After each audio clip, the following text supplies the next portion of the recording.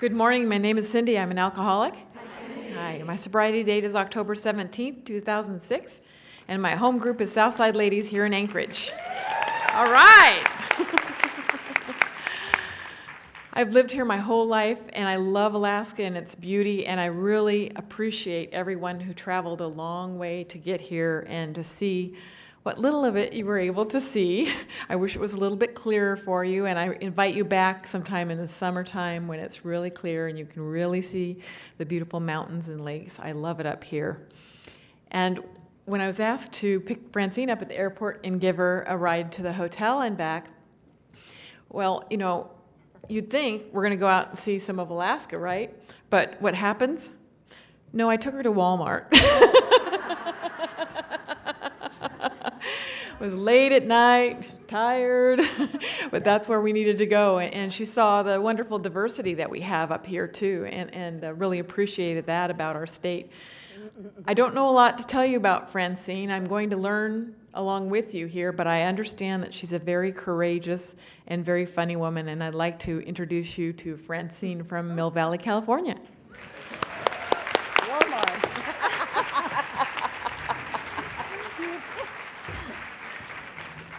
And she loves Walmart. My name is Francine. I'm an alcoholic. Is this okay, Glenn? I can bring it down like this? Thanks, guys. My name is Francine. I'm an alcoholic. And I am so grateful to be here. First, I want to thank Cindy for being such a wonderful host. You know, I really am easy when it comes to taking care of me when I'm speaking, because the truth is, all I ever want to do is go to Walmart. You know, it really, pretty much anybody who's ever hosted me, it's like on the way to the hotel, I ask, and I kind of ask in a sweet way, is there a Walmart we can stop at? And, you know, she was lucky, actually, that it was late at night and I had been traveling and I was tired, because I would have been there a lot longer than I was. I think I was only there about 45 minutes. No, it was short. But thank you, Cindy, for being such a great host. No? No? What's... Stop?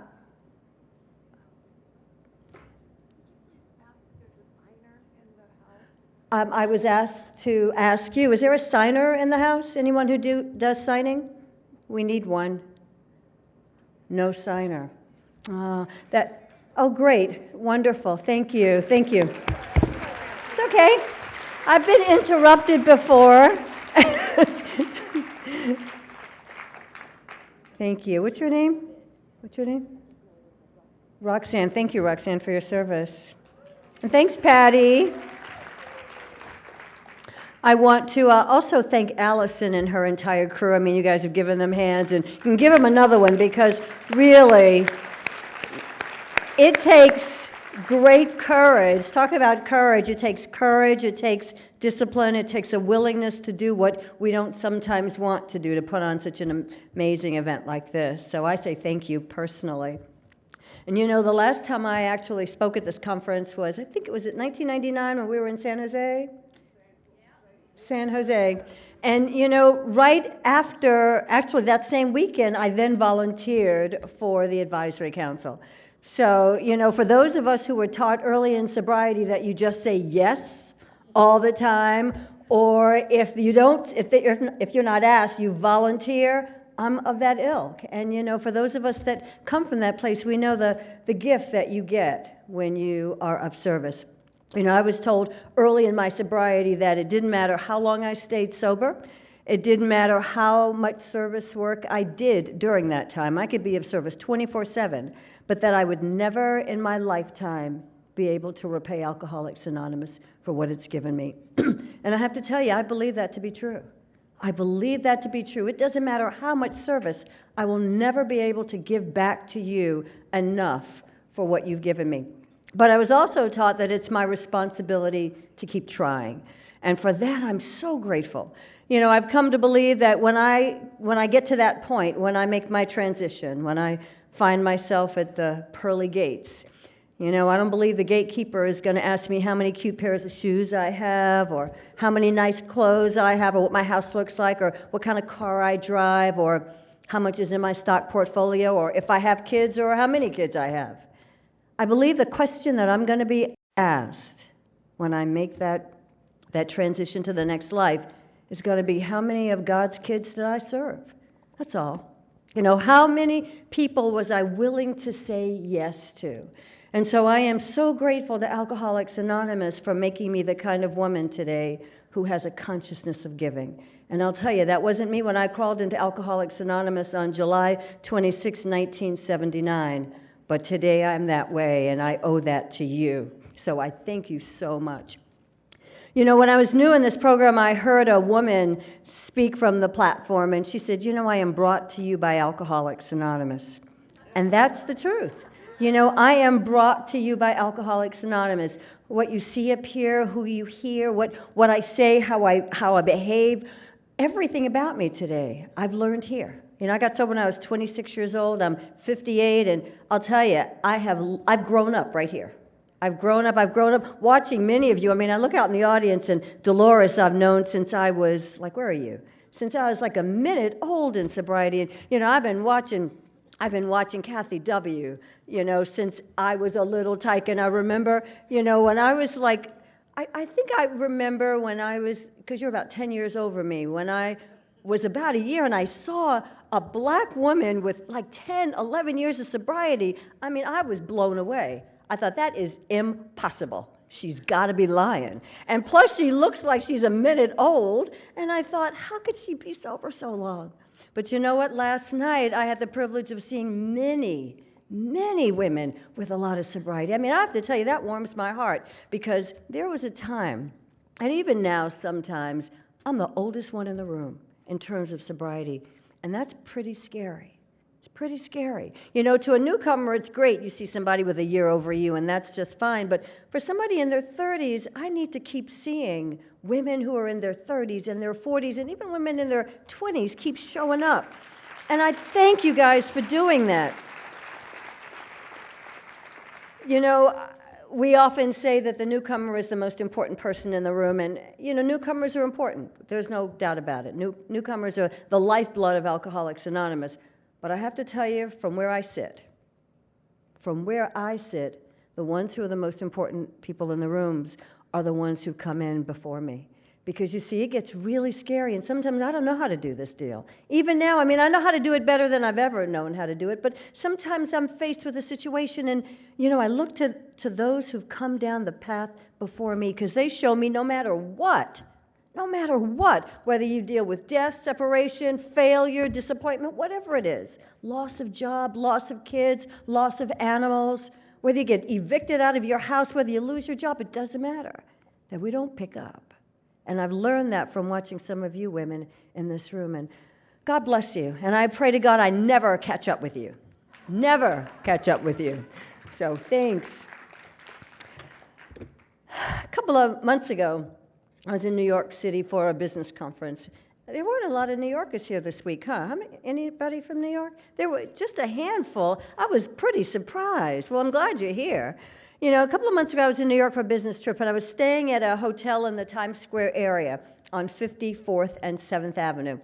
And if anybody's ever been to New York, especially to the Times Square area, if you've been back like the last 10 or 15 years, and if you had gone, let's say, 10 years or 15 years before that, you've probably seen a significant change in Times Square.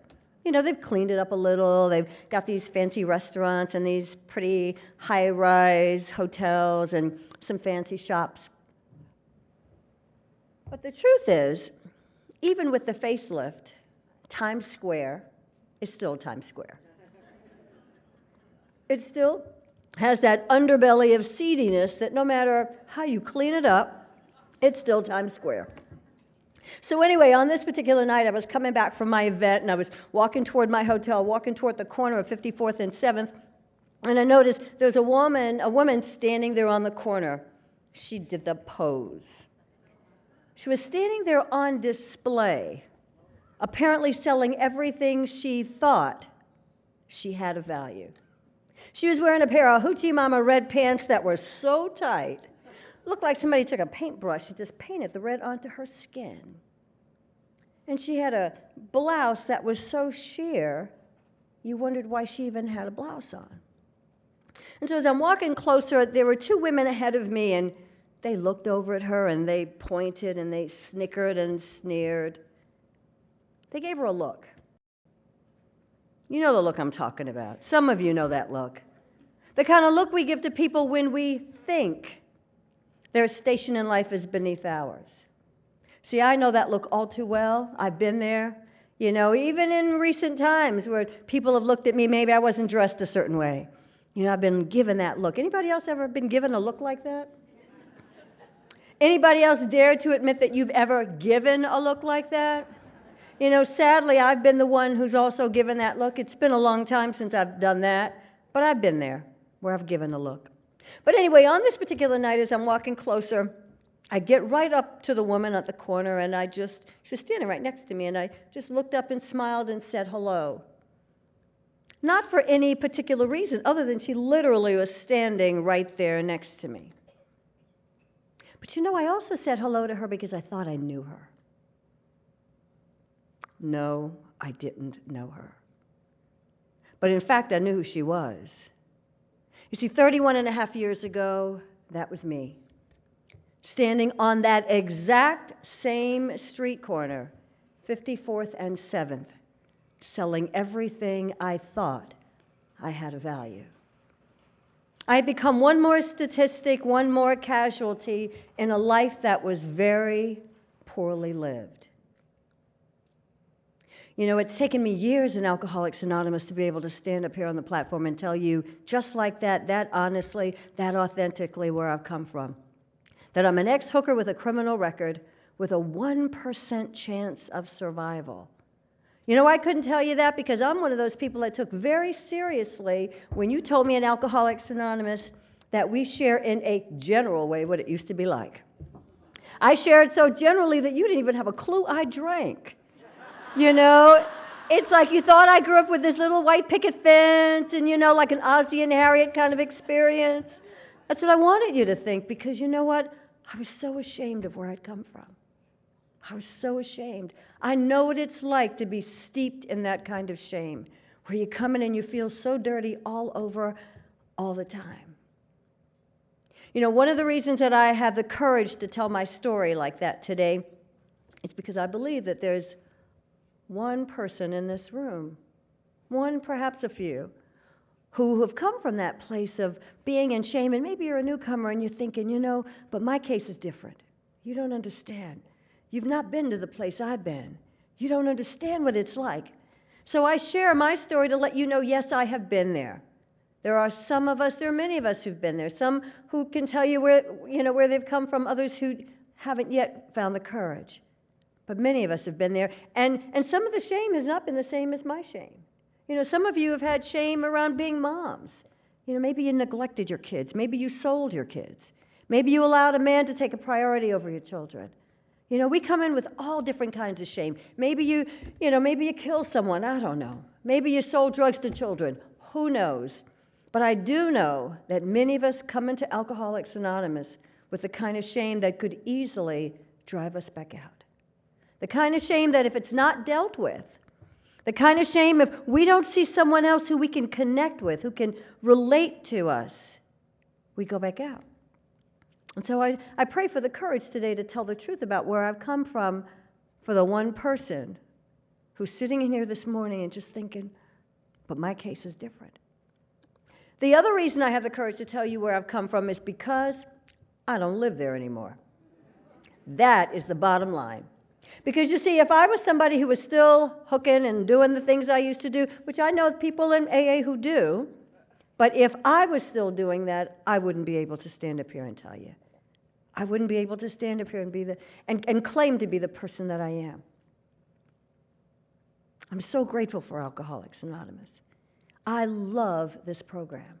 And if you hear nothing else from me in the next 30, 40 minutes or so, I want you to know how much I love this program. I absolutely love Alcoholics Anonymous. I love what it stands for. I love how it feels. I love what it's like to walk into a meeting of Alcoholics Anonymous. I love what it's like to walk into a convention.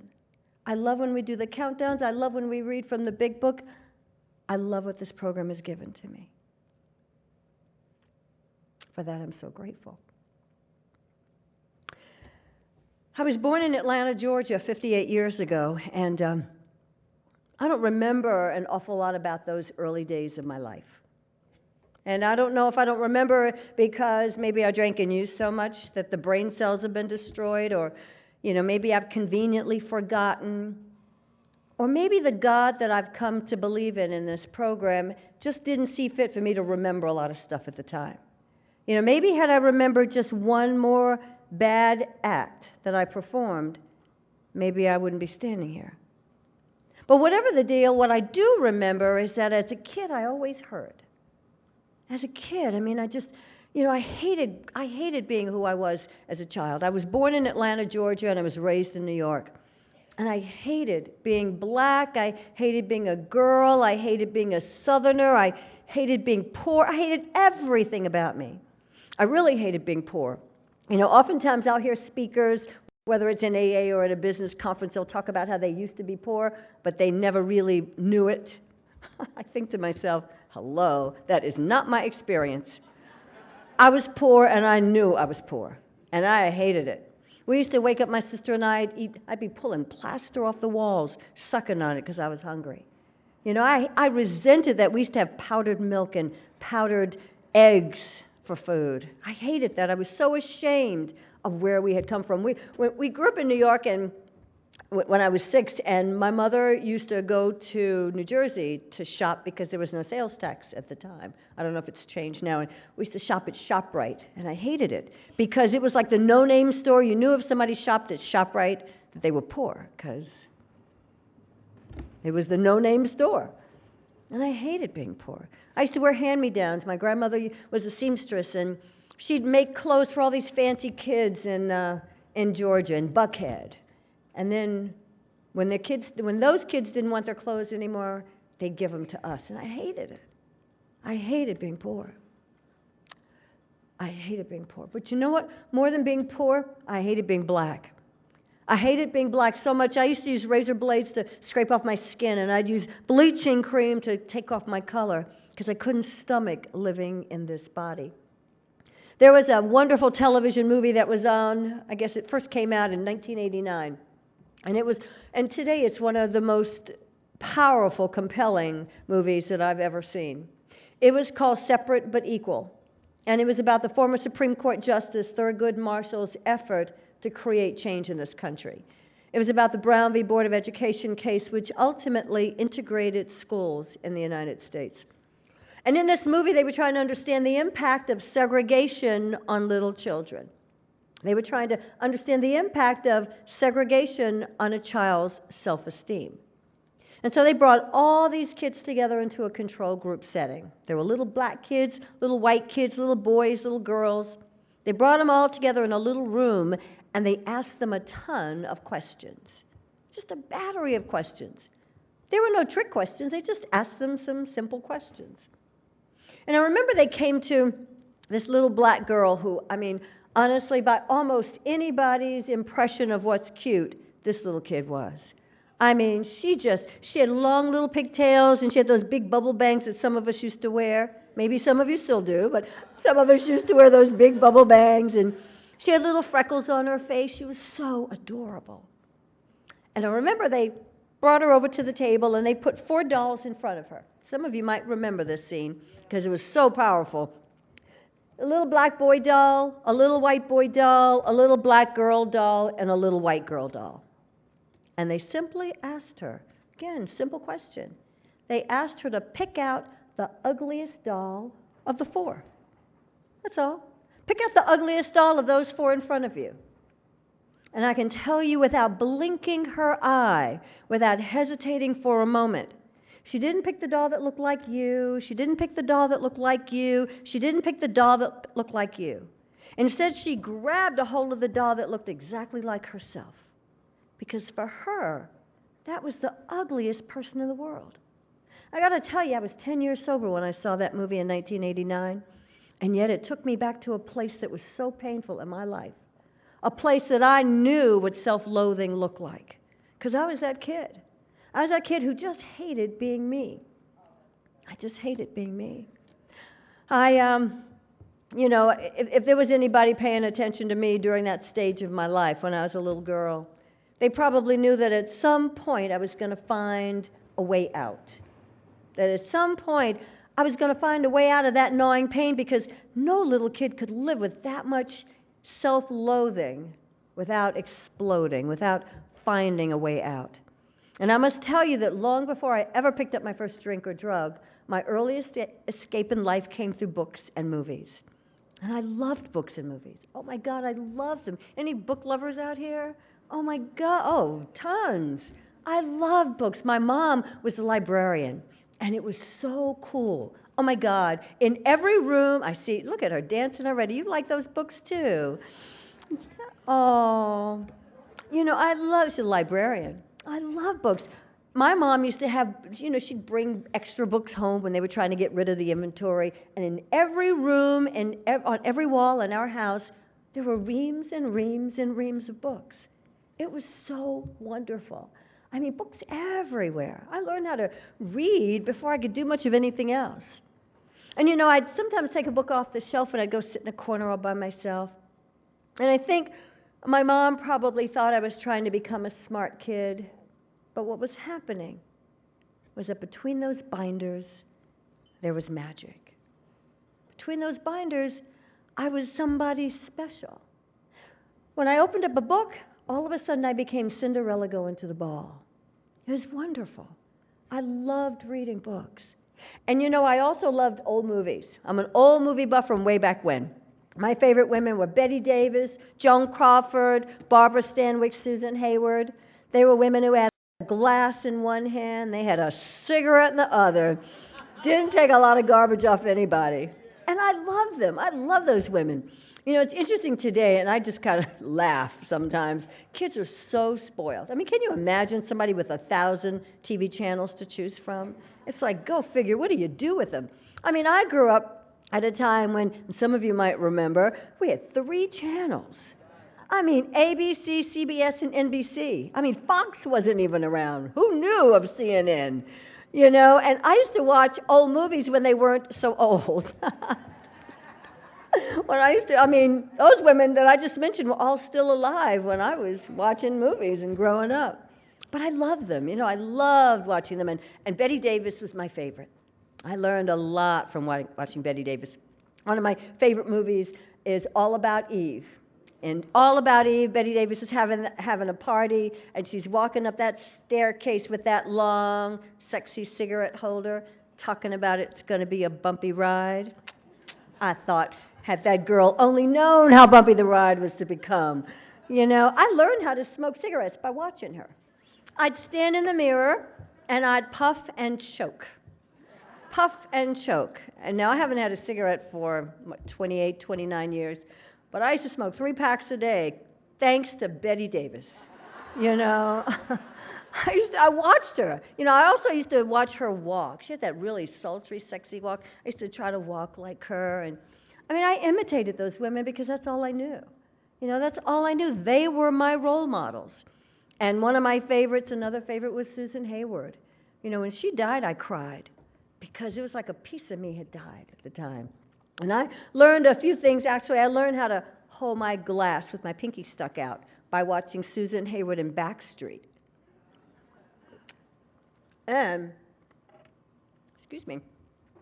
I learned a few other tricks of the trade by watching her in Backstreet. If any of you remember that movie, where she, the whole theme of the movie is she was sleeping with somebody else's husband every year, all the time. And you know, I got to tell you, I stand up here not proud of my history. I am not one of those women that makes light of it. I'm not proud of where I've come from. But no longer am I ashamed of where I come from because I don't behave that way anymore. It's that simple. But I learned how to do those things by watching women in the movies. I learned how to sleep with other people's husbands. And I did it over and over and over again because I could. Because I could.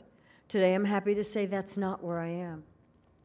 The books and the movies worked for a long time. I mean, for a long time, I'd get caught up in the books and watch the movies, and I was taken to a sweet place.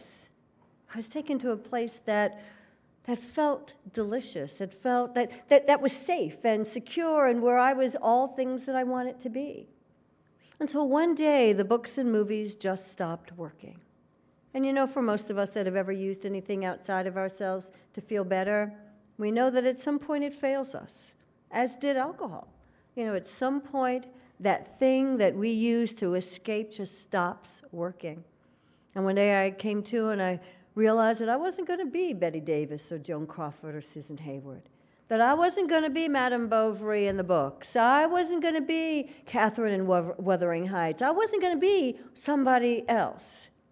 That all I was going to be was this poor little black kid who was born in the South and raised in the South Bronx in New York. And I got to tell you, that was a devastating feeling. You know, I don't believe in that moment I decided to run right out and use drugs and alcohol, but boy, in that moment, I knew that there was a problem. There was a problem afoot, and I needed to find a solution for it. There's no way that I was going to be able to stick around here, you know, without something to help me get through the pain. And so it was a perfect time. You know, it was the 60s, and it was a very sick, unhealthy, empty young girl. And you put those two things together, and you get chemicals for better living through chemistry. You know, chemicals that help me come up, that help me go down. I mean, I picked up my first chemical at the age of 14, and I didn't put anything down until 26 when I crawled in here on my belly begging for help. Crawled in here. You know, I often like to say that had I had a crystal ball and I've been able to look down the road at where I was going for the next few years after I picked up the first chemical, that, you know, and this is just for me. I must tell you, as everything I say up here, it's just my opinion, my experience, it's what I believe today. But had I had a crystal ball and been able to see down the road where I was going for the next few years, I got to tell you guys, I would have never picked up the first drink. I wouldn't have. There's no way in the world, as a woman alcoholic, I would have consciously said yes to the places that I was about to go. I would have never done it. I would have never done it. Instead, I would have done what unfortunately all too many kids choose to do today. I would have chosen to cut the lights out. You know, I live in the San Francisco Bay Area, and just last month we had one more kid that jumped off the Golden Gate Bridge. One more unhappy teenager who just felt life was too much for them to bear. And you know, had I had a crystal ball knowing what was in store, that would have been the way that I would have chosen. Because I would have never wanted to live the life that I had to live as a woman alcoholic in the streets. Never. But you see, I believe that we don't know. You know, I didn't know what was happening or where I was going. And at the time, I didn't have a choice. See, I believe I have choices today. But when I was steeped in my addiction, I didn't have a choice. And you know, I believe that, thank God I didn't take my life, because I do believe that there's one person in this room this morning who maybe their flight was canceled. You know, maybe they thought they were going to get another speaker this morning, but they were divinely inspired to be in this room on this day because it was my story they needed to hear. See, I really do believe that. You know, people said to me yesterday, you know, oh, I thought you were speaking on Saturday, da-da-da-da-da. And, you know, when I was called at the beginning of the week and asked if I would change, it was like a no-brainer. Of course I would change. Of course I would change. Even if Patty's flight was not leaving early, of course I would change. Because you know what? I've come to believe that nothing happens in God's world by mistake. Absolutely nothing. And I actually do believe that there was someone who needed to hear Patty who couldn't be here this morning. So she showed up yesterday, and she needed to hear Patty's story in the only way that Patty could tell it. As I believe that there's one person here this morning who maybe couldn't make last night, or maybe their flight was delayed, and they needed to hear my story in only the way I could tell it. That's why I didn't take my life 31 and a half years ago. Because God knows I wanted to. But you know what? I've also heard in Alcoholics Anonymous that if I would have taken my life before I got sober, I would have killed the wrong person. And I believe that. I would have killed somebody she was a pathetic soul. She was harmless.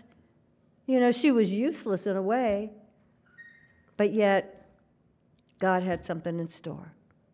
And thank God I stuck around. Was first introduced to Alcoholics Anonymous in 1978, and obviously I didn't get sober in 78 because, I thought I was too young. I mean, go figure. I was like only 25 years old when I was first introduced to Alcoholics Anonymous, and I just thought, number one, I was too young, but I was thinking to myself, you can't be a woman and be an alcoholic. My idea of an alcoholic was that old man on the Bowery, with the overcoat and the bottle hanging out of the back of his pocket. Do you have like a Bowery here? The one with the red veins popping through their skin, that was an alcoholic. I mean, that was me. Or if by chance it was a woman, well, of course, it was Susan Hayward and I'll Cry Tomorrow, where she's digging in the garbage can trying to get just a drop of booze out of the bottle. If it was a woman, it had to be her. Or if it was a woman, well, it was, of course, Lee Remick in Days of Wine and Roses, where she's hiding booze in the greenhouse. I didn't even have a greenhouse. How could I be an alcoholic? That's my thinking. That's my thinking. God. Thank God I stuck around long enough for the fog to lift. Thank God. So I didn't get sober in 78, but you know what happened in 1978? I was in New York, and I was doing what I since have learned was a geographic. And I didn't know what a geographic was, but I know that that's what I did. And for those of you that are new and don't really understand what it means, simply put, a geographic is when you move from point A to point B, thinking that you leave all your baggage at point A. Anybody ever done that other than me? I mean, I left New York City in 1978 and moved to all places, Las Vegas, Nevada. I mean, go figure. I moved from the frying pan into the fire thinking that that's where my salvation was going to be. Well, in a way it was, because that's where I found you. I moved out to Las Vegas in the fall, I think it was October or November of 1978. And in June of 1979, a God that I did not believe in put a stop to my life as I had known it.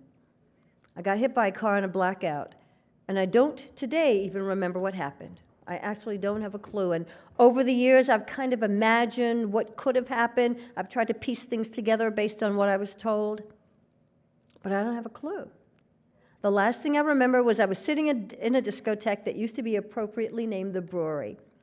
And the next thing I remember was the next morning I came to with my whole body in traction, and my left leg was in a cast. I was in Desert Springs Hospital. I didn't know how I got there. The doctors had told me that the cops had told them that I was found on Paradise Road, which was the street I used to live on, but in the opposite direction of where I lived.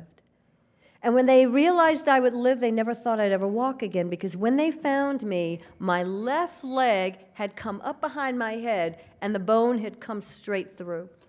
And I got to tell you, I have this really ugly 10-inch scar on my leg, and I don't hide it. Over the years, I've had people ask me, have you ever considered cosmetic surgery? Because the scar is really ugly. And, I don't hide it. I wear skirts. I wear shorts. I wear bathing suits, where appropriate, of course. So I don't hide it. Well, that wasn't always the case. And I can just say for today, I've chosen not to cover up the scar. For 31 years, I've chosen not to cover it up. Maybe next year, maybe for my 32nd birthday, who knows? I'll have surgery, I don't know. But the truth is, every time I look at my leg, I'm reminded of the very high price I had to pay to stand before you this morning. You see, every time I look at this ugly scar with 10 inches with a lot of hole marks in it, I'm reminded of every drink I ever took, of every drug I ever took, and of every inappropriate act as a woman I have ever performed. And you see, the thing for me today is I want to remember where I've come from. Because what happens to a lot of old-timers, and in the last few months, I've seen and heard of a few too many old-timers with 20, 30 years who've gone out. And it gets pretty scary. It gets pretty scary, and I believe what happens is we forget. We fail to remember. One of my very first sponsees went out with 24 years of sobriety. And I have to tell you, that was devastating. She's in New York, and she's, I think, back maybe struggling to get 6 months together. And she's been in and out since she tried to come back after going out at 24. And I used to think to myself, when she first went out, what is it about her that's different from me? She was really active in service. I mean, she had a horrific past, very similar to mine. I mean, she got really involved. She was in the middle of AA for a long time. But then I realized the only thing I think was different is she forgot. See, she got a lot of things too. Her life had changed dramatically. I mean, you looked at her, you would have never thought she was off the streets. Everything, all the things that one would want, that she would want, that she wanted. But she forgot where she came from. She forgot where she came from. And so every time I look at my broken leg, this ugly scar, I am reminded, and you see, I don't want to get too big for my britches. I don't want to forget. So I look at this scar, and it's a little deformed. My left leg is a whole inch shorter than my right. And actually, sometimes you see me moving around to take the pressure off my back, because the left leg is an inch. I mean, that's a lot, an inch. But you know what? That's a reminder. That's a reminder. Now, I'd also like to tell you that, that this broken leg was enough to get me sober. I'd love to tell you that. But you know what? Those of us that are real deal alcoholics sitting in this room this morning, we know that no mere car accident is ever going to stop you if you are on a mission. Hear, hear. I mean, few of us have been there. I mean, how many of you have stopped drinking after you lost your car, you lost your kids, you lost the use of your leg, whatever. You lost something important, but you kept drinking. That's the insanity of alcoholism. I was on crutches, but I kept finding a way to get the booze. Kept finding a way. I was living in Vegas, and there was a guy who I hated so much. He lived upstairs from me in Las Palmas, and I lived on the ground floor. And he had the money, I had the money, and he had the legs. So whenever I needed somebody to go buy me booze, I'd send him to the store. And boy, I hated him. And he couldn't stand me either, but I mean, he got some free booze. I hated this guy because, do you know what? He used to sell his plasma, his blood, to get money for booze. Oh my God, I thought he was like the lowest of the low. Never dawned upon me what I was selling to get money to pay for booze. But I looked at him and I thought, ugh. And that's part of the insanity of alcoholism. We see ourselves better than when, you know what, we're on the same level. On the same level. Anyway, I came into Alcoholics Anonymous a month and a half later, July 26, 1979, and I pray to God that I never get to change that sobriety date. I pray to God that is the first day of the rest of my life that I'll ever have to come up here and announce, because the truth is, and this is just for me, I don't think I have another one inside. Not only do I not believe I have another recovery, I don't believe I have another full drunk. I had such a bad attitude when I was drinking. I came this close to having somebody blow my brains out. And if they didn't do it, I probably would want to. But you know what? I don't want to find out. So I keep showing up here doing the things that you've taught me. I didn't do them in the beginning. In fact, when I first got sober, I used to sit in the back in my favorite section that was called the inventory section. Oh, I loved the inventory section. I used to sit back there with my 3 seats. I'd have one for my bottom, one for my broken leg, and go figure, I had a seat for my crutches. I mean, who needs a seat for their crutches other than somebody with a really bad attitude? And I'd sit in the back of the room, crossing my arms, daring you to make my day. I hated everybody. I hated men, I didn't like women, and that doesn't leave a whole lot of people in between. I didn't like anybody. I sat in judgment of everyone. But especially I hated women. It's an interesting thing today. I'm sure I'm like that for some newcomer sitting in this room who's kind of looking at me like, who does she think she is? And that's what I used to do. I hated the women, especially the women who got up here. I didn't mind the sick girls like me, the ones who were still sleeping around with other people's husbands and acting out. I liked them, actually, because they couldn't say anything to me. But I didn't like those women who got up on the platform and who looked too good and who smelled too nice and who spoke too well and who were living differently. See, I didn't like those women who had learned how to take the black words off the white page in the big blue book and put it into practice. I didn't like them because they made me see what I was not. And I hated that. But regardless of how much I hated them, I kept coming back, and I didn't drink in between. And therein lies the difference. I didn't pick up. I didn't like you, but I showed up in meetings anyway. And then when I was 30 days sober, I met the woman who was to become the single most important person in my life. And I hated her with a passion. I hated Louise R. so much. Louise died with about 48, 49 years of sobriety, and she went on to the big AA meeting in the sky in 2002. And a lot of times today I think of her and I miss her so much. I miss her so much because as much as I hated her, she was so important to me because she was, I hated her. I hated her because she was the very first person who had the courage to tell me the truth. That's why I didn't like her. And yet that's why I loved her. She was the first person who had the courage. She wasn't intimidated by me. And everybody else was, because when you have a bad attitude, people want to stay away. Because bad attitude and anger, they're ugly. Anger is ugly. Resentment is ugly. And I exuded that. But Louise, she didn't let my attitude get in the way. And, she loved me more than I loved myself. And I'm so grateful for that. I heard a few women talk this weekend about not having sponsors and women that have a lot of sobriety. And, all I can say is I'm grateful that I had a sponsor. I'm grateful that I believe in sponsorship. I'm grateful that I was smart enough to know I didn't know anything, that I needed somebody else that was willing to guide me in a way that I needed to be guided. Having a sponsor like Louise was good for a number of reasons for me, but it was also good because I hated women so much that by working with this woman, I got to love women. And as a result, among my closest friends are women. I want to share with you 3 things in particular that Louise taught me because for me, they were very significant. And I want to just preface this by saying this is my experience. So it's not for anyone to take personally. If it's something that you relate to, then take it and use it. But if not, you just say cancel, cancel. The first thing Louise taught me, and actually her overall theme was always that self-esteem comes from doing esteemable acts. I used to hear people when I first got sober say, oh, this is nothing, this program is just about not drinking.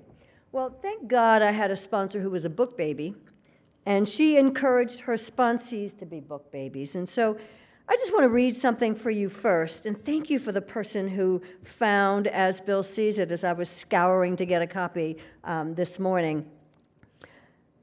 For every person that ever said it's only about not drinking, this is what Louise sent me to read the very first day. This is in As Bill Sees It, which is conference-approved literature in case there are any AA purists in the room. And it's on page 1. It's not on page 50, or it's not on page 350, or 315. It's on page 1, which tells you something. That's how important Bill W. thought this was. And he says, not me, it has often been said of AA that we are interested only in alcoholism. That is not true. We have to get over drinking in order to stay alive. But anyone who knows the alcoholic personality by firsthand contact knows that no true alkie ever stops drinking permanently without undergoing a profound personality change.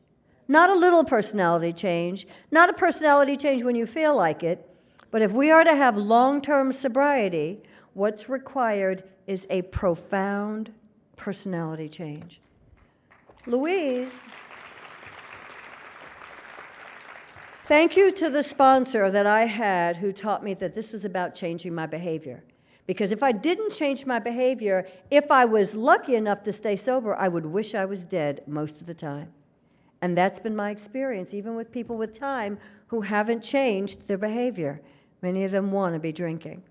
There were 3 things in particular that she taught me, and these are the behavior changes that I needed to make early in sobriety. The first one is, as I said, I had a bad habit of sleeping with other people's husbands. It was a bad habit. And it was a bad habit that was learned over time.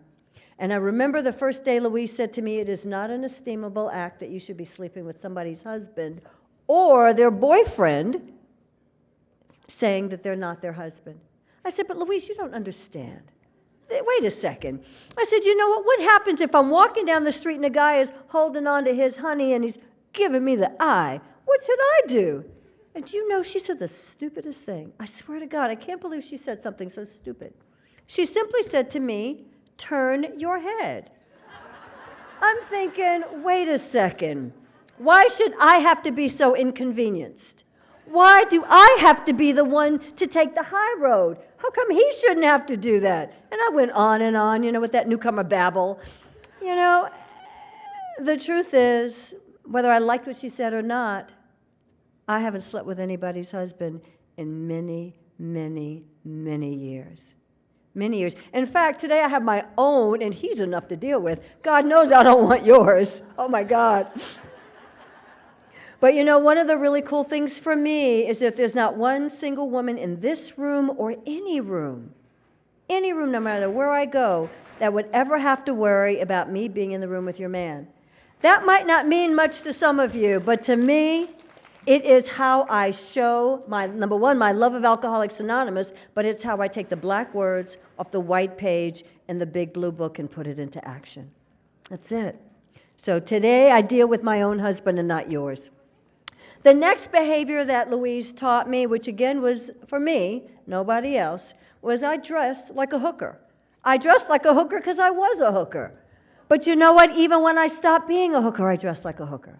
I'd come into meetings in Alcoholics Anonymous, and I swear this is so true. Visualize this. I'd come into meetings with hot pants during the days of hot pants, the size of a sash. You know how big a sash is? Like about 6 minutes big. I'd be wearing the sash and my cheeks would be hanging out, and I'm not talking about my facial cheeks. And I'd be strutting around, and I'd have these little blouses that were there was so little there, you wondered why I even put on a blouse.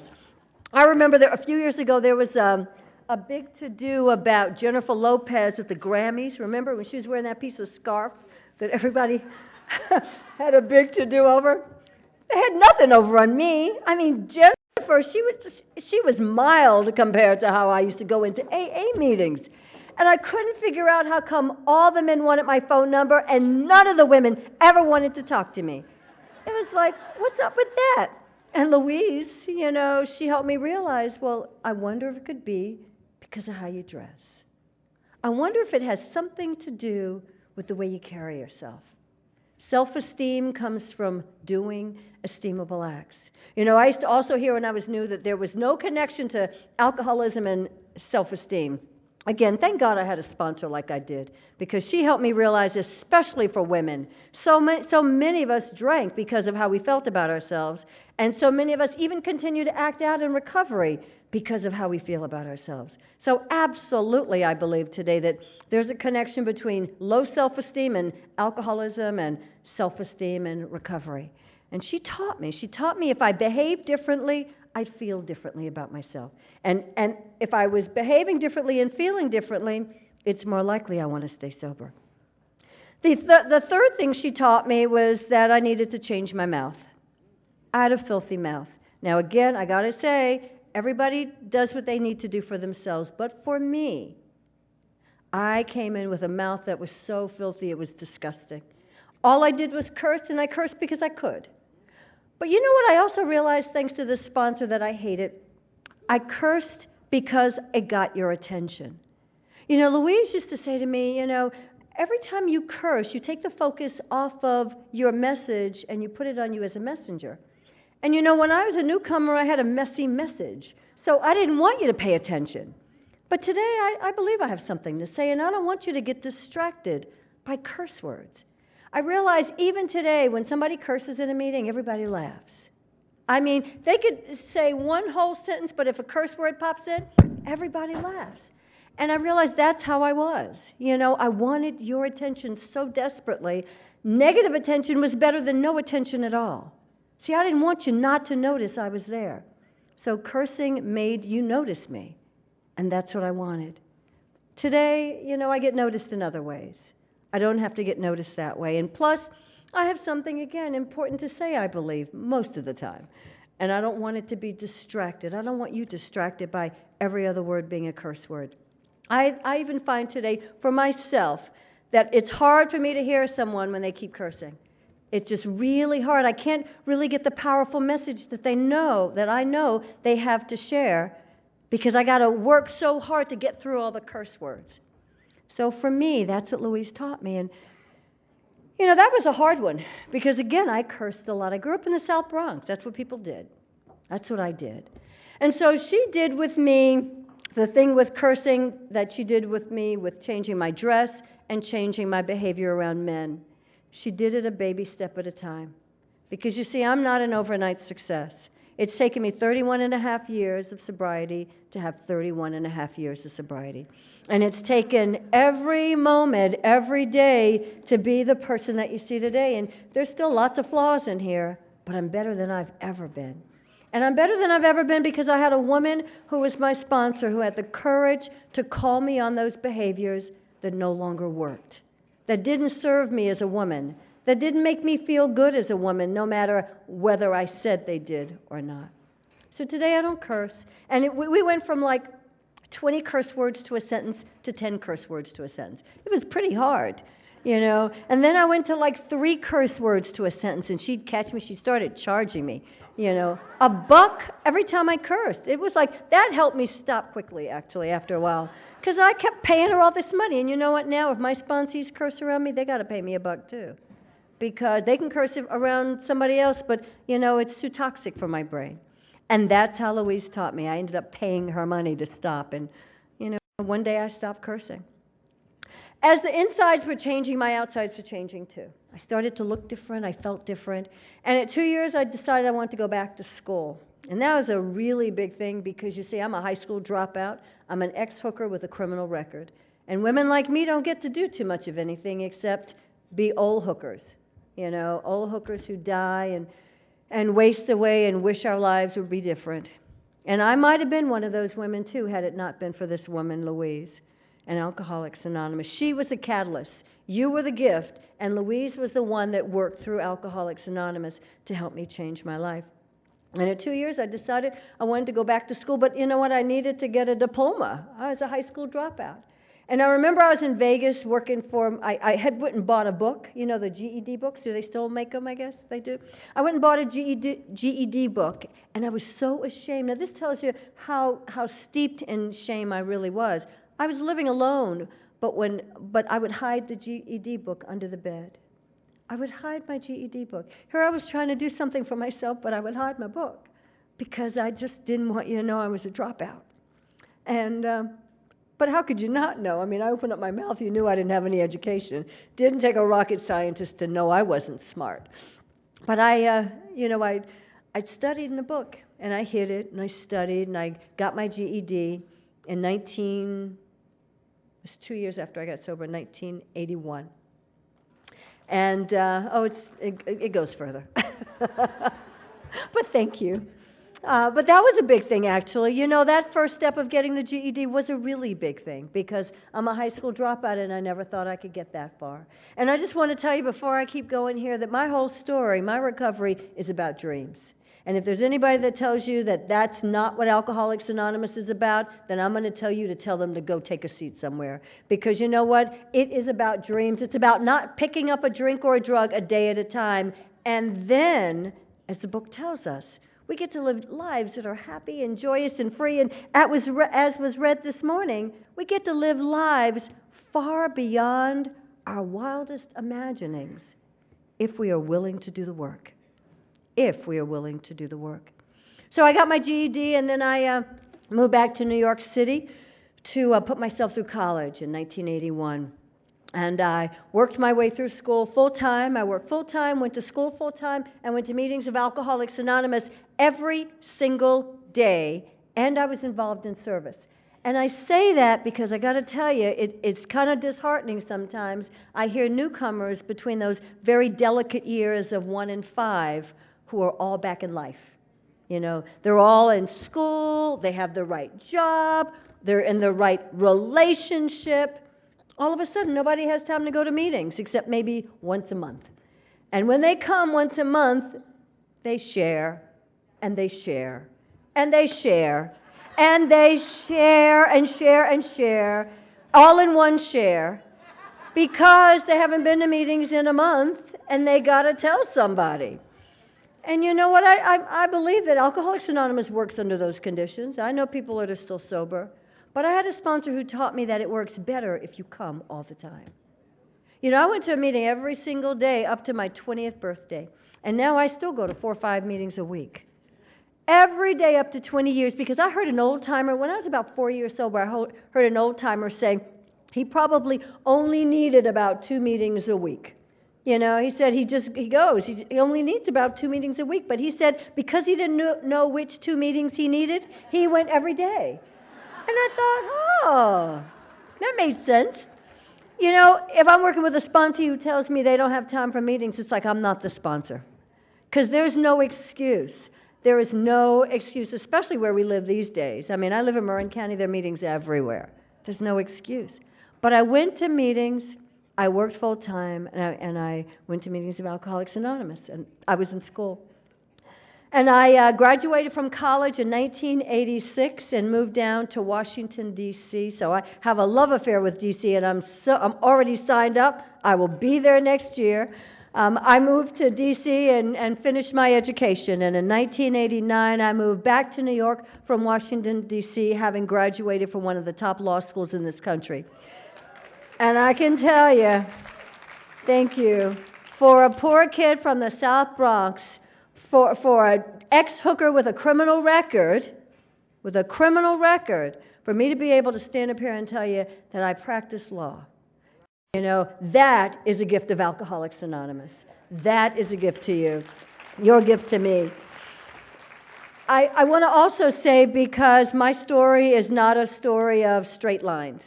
I didn't get from A to B and it was all fun and easy. You know, I didn't go right through school and become a lawyer and live, you know, ride off into the sunset. My experience has always been I've had some tough lessons to learn. And I don't know why. Maybe because I'm sicker than most. I've had a few extra lessons to learn. And even with the dream, you know, I believe in dreams. And I know that and I talk about this piece now because I know that there's somebody sitting in this audience who's like me, who's a dreamer.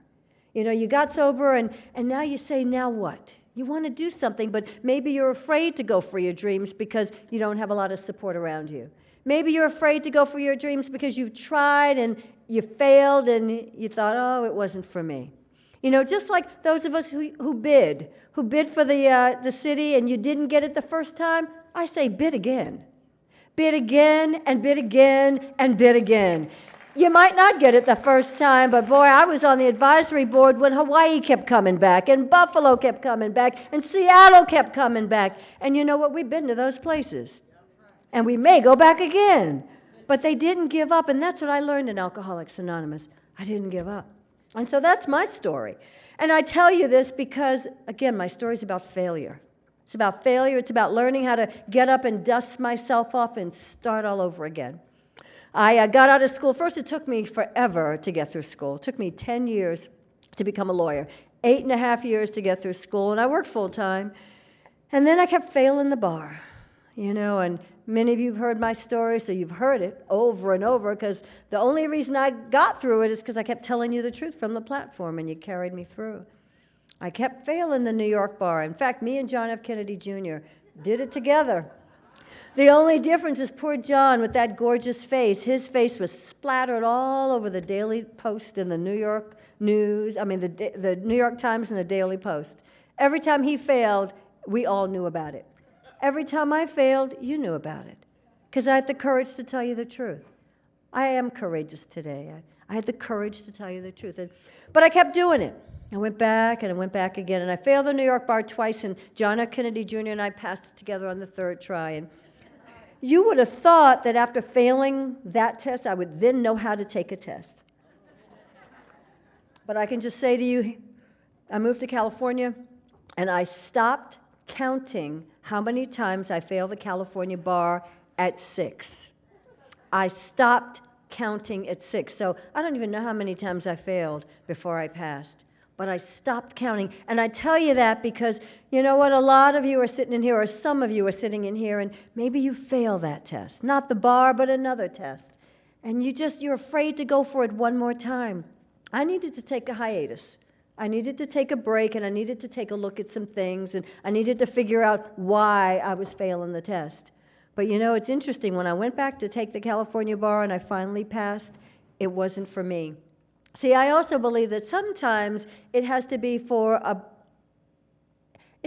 something bigger and greater than us. You know, I'm grateful that I love service, and I'm grateful that I believe in the power of service. And when I went back to take the test the last time, it was for the women that I help. I do a lot of H&I work in Marin County, and I go into the Marin County Jail, and I take a meeting into Marin Services for Women, which is a local rehab, every Wednesday morning. And what I started to realize is that there were a lot of these women who had lost their kids because of their addiction, and they couldn't get them back. Maybe they signed their rights away to their exes, and their exes didn't want to give them up again. Maybe they gave them to their, I don't know, whatever. But I realized there were a lot of women who needed help. And I started to think, you know, it's like, wait a second. God gives you this gift. You're wasting it away because you're scared to take the test again. You know, I got a wake-up call in that moment that it wasn't about me, that it really was about how I could help these women. And I knew I could help them, but I couldn't help them unless I had a license to practice law. So I made a decision that I was going to take the test again. But it was different this time. I realized if I was going to take that test, I needed to really prepare. And so I cleared my calendar of everything. And I travel for business. I travel in AA. I cleared my calendar for 7 months. From January until July, when I sat for that exam again in 2006 or 7, I don't even remember now. I cleared my calendar. And when I passed that test, I knew that it was not about me in that moment. I knew that God wanted me to be available to those women. And you know, the really cool thing is today I've helped several women get their kids back, and I wouldn't have been able to do that had I not had the bar, and had I not had the bar, I wouldn't have been able to do it. It's kind of like a cycle there. But that's the gift. Those are the kind of gifts God's given me. You know, today I get to use my law practice for lots of things. You know, I pray to God that I'm always, well, let me put it this way. One of the songs that we sing in my church is a song called Use Me. And that's what I pray, that God keep using me. Use me, use my hands, use my life, use my mind, use me in every way I can to help women. And women happen to be my most important place to offer my service. I love women, and I want to do everything I can to help women get to a different place in life, to know that they've got the same opportunities that I have had, no matter where they come from, no matter what color their skin is, no matter who they are. You know, when I was newly sober, I was invited to make a list of all the things that I wanted out of sobriety. And on that list, you would have found a litany of every single material thing I lost. You would have found fur coats and diamond rings and kitty cats and stereos. That's what you would have found. You would have never found the things that I value the most today, those intangibles that nobody can take away from me. Not you, not you, not you. Nobody can take those intangibles away unless I give them up. Things like, for me, self-esteem. You know, that's something you'd find on that list today. I used to think self-esteem was being attached to the right guy, or wearing the right clothes, or hanging out in the right clubs. Today, for me, you know, it's really an interesting thing. Self-esteem is all wrapped up into courage. You know, I used to think courage was an absence of fear. Today I know it's not an absence of fear. Today, courage is a willingness to feel the fear. It's a willingness to do something you're afraid of, feel the fear, and get through it anyway. That's how I get self-esteem. Every time I do something I'm afraid to do, I get to the other side, it's like a little check next to my name. It's like, oh my God, I feel better about myself that I did that. That's what I've got. That's on that intangible list. What you'd also find on that intangible list today is the gift of God. You know, I'm one of those people who didn't believe in God when I got sober. And that's just the way it is. You know, I was raised a Southern Baptist, and the God of my childhood was the God of hellfire and brimstone. It was that old man, and it was a white man. That's how I grew up. Old white man with a long white beard, mandating how I should behave. Thank God when I got sober, you said we understood God. Because I changed my God when I got here quick. In fact, when I first got sober, my God became a she. And I made sure everybody knew that. Everybody. I'd get up to the platform, she, everybody knew it. And that worked for a while. And today, my God is my creator. It is definitely not he. And it's not she anymore either. It's just my creator. When I say the Lord's Prayer, it's my creator. My God's a little different than some people's. My God is really sweet and really loving and really kind, but my God is also firm. My God's like that fabulous sponsor that I had in the beginning and the sponsor I have now, Peggy B. out of New York. I need a sponsor and I need a God who can sometimes kick me into action because I'm lazy. See, I don't want to do things. And I would have never done the things I've even done in my sobriety had it not been for that God who loved me more than I loved myself and gave me a little nudge every now and then. You'd find God on my list. That's one of my intangibles. What you'd also find on that list of intangibles is my mom. And I know that talking about mothers in a meeting of Alcoholics Anonymous with a lot of women is sometimes difficult because we are at different places. All I can say is I'm grateful when I first came in for every woman who talked about how much she hated her mother. I'm so grateful. I needed to hear women who hated their moms. I needed to know that I was not a leper. I needed to know that the feelings I had for my mother, they were not so unusual. I also need you to know that I'm grateful when the time came because I was willing to take the black words off the white page in the big blue book and put it into action, that when the time came for me to change my life and change my behavior, thank God for the women who had done the same thing. Thank God for the women who had come before me who had relationships with their moms. They were the ones I needed to hear. I wanted to know how they did it. Thank God for you that love your mothers. Today, my mom is one of my best friends. And you know what?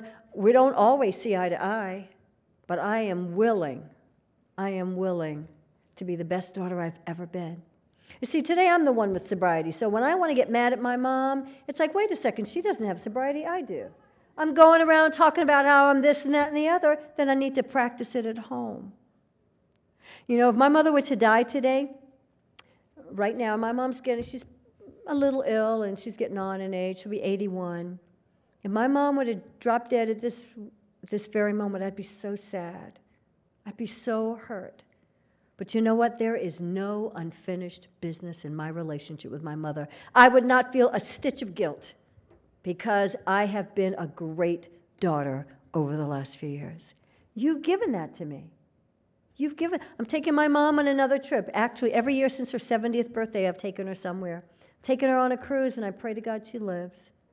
We're going on a cruise for her 81st birthday. Just me and my mom, hanging in the same cabin. That might be a little challenging. It's been a little challenging. But you know what? I work at getting through it because she's the only mother I have today.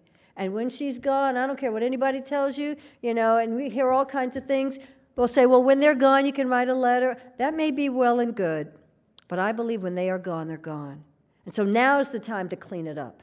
Don't let the ego get in the way where you say, well, she didn't do this and she didn't do that. Because when she's gone, you will wish that you would have taken a moment and done it differently.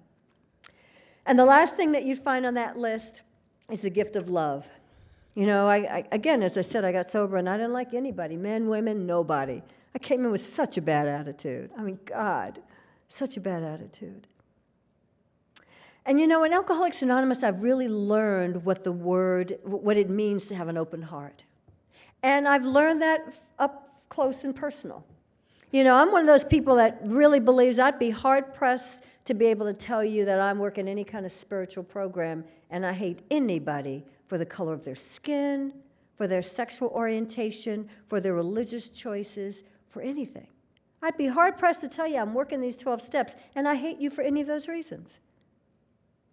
And so much of my sobriety has been about working through the old feelings of hatred, changing them to feelings of genuine love.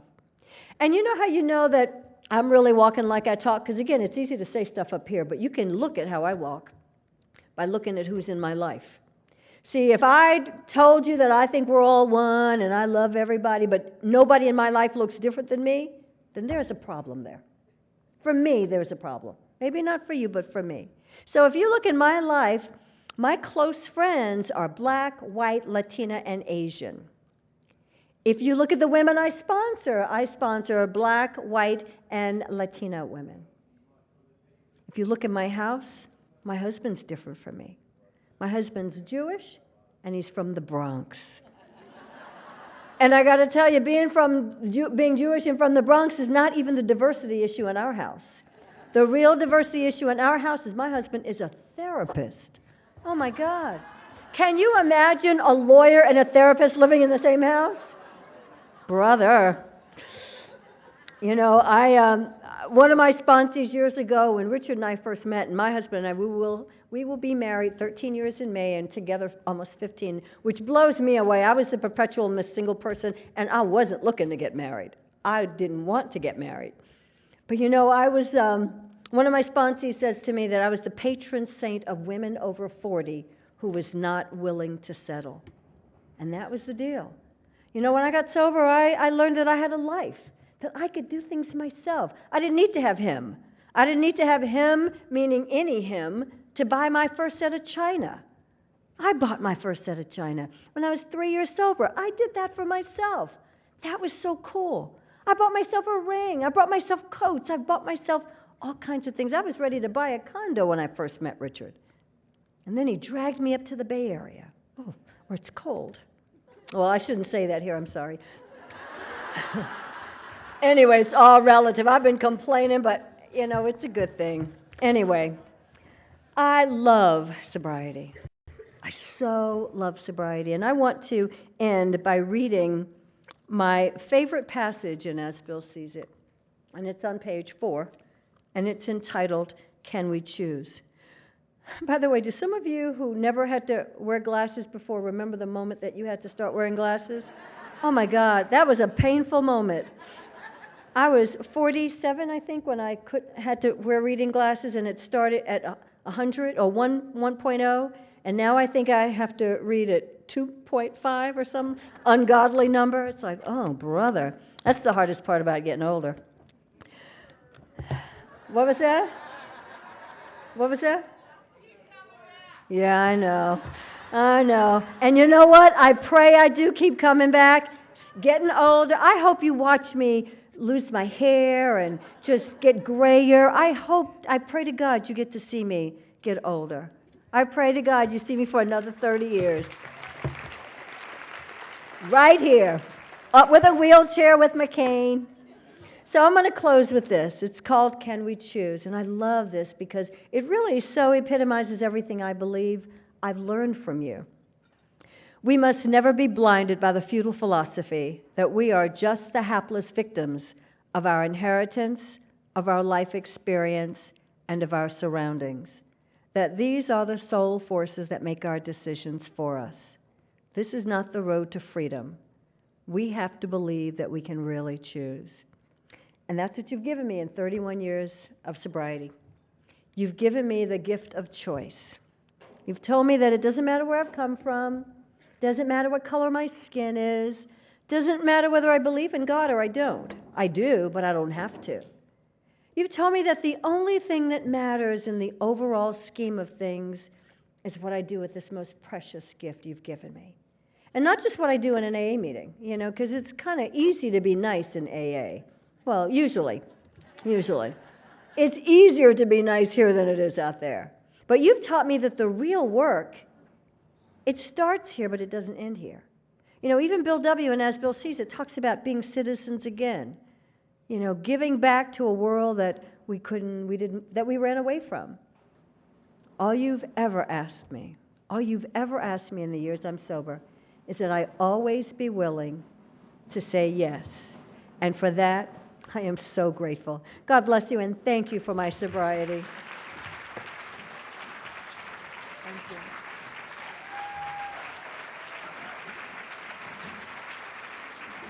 Thank you.